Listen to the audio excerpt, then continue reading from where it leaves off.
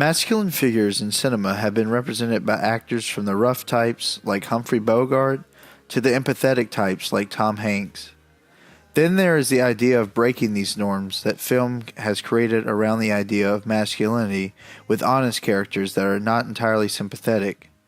As in Alfred Hitchcock's North by Northwest, you have Cary Grant playing the male lead executive Thornhill, but he is not like the rough types that were popular in his time. Instead, Grant portrays the same man that women swoon at, but he has a particular masculinity to him that is not like his earlier actors. The same could be said for Joel Coen's The Big Lebowski, where you have Jeff Bridges playing a stoner, the uncaring dude, but he does not play the stereotype masculine role that one would expect him to be. Dennis Allen wrote, "The Big Lebowski interrogates masculinities, since the movie itself makes abundantly clear that there are a variety of culturally accepted versions of the masculine in any given culture at any given time." We see the Big Lebowski as the 19th century masculine ideal because of how he measures himself with achievements. This is a study. As you can see, the various commendations, awards, Jeffrey citations, honor. Of course, you have the dude, who is that traditional detective role of film noir, who is driven along by events with highlights of confusion and passivity. The dude is always being called upon for some action, even though it isn't his fault that he is dragged into everything from the beginning. We see that with Cary Grant's character Thornhill in North by Northwest. Thornhill is also driven along by the mistaken identity arc that both of these films portray, always being forced to do things that are not entirely in his control due to the obligation of love and care. All the dude ever wanted was to get a replacement rug, but through uncontrollable forces he finds himself in a world of mystery and whodunit. We see the dude's masculinity of letting it flow when he comes to the Big Lebowski about his rug. The Big Lebowski's masculinity of get a job, make yourself a man clashes with the dude's. Thumb's lost! My advice to you is to do what your parents did.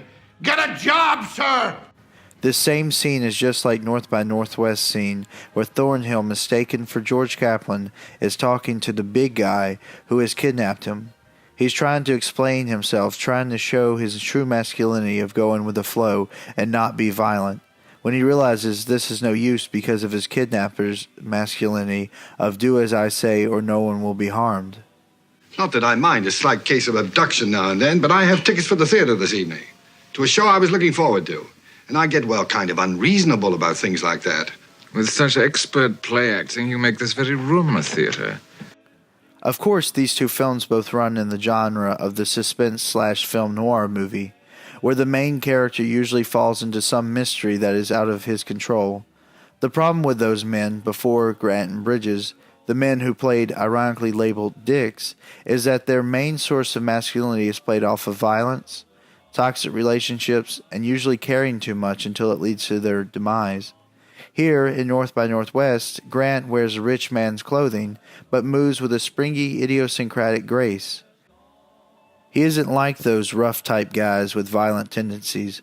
Instead, he is caring, yet still goes with the flow of the world around him. The same could be said for the dude, who carries himself as a carefree guy.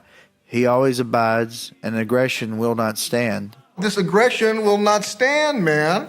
Sure, he is confused and is passive with the events that surround him, but he isn't like his counterpart Walter, who is the man of action, or the traditional violent masculinity with some lack of control. Do you see what happens, Larry, when you fuck a stranger in the ass?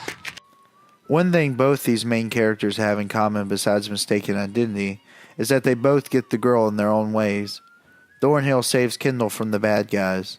The dude gives Maud Lebowski, the Big Lebowski's daughter, his sperm in order for her to have a child for herself.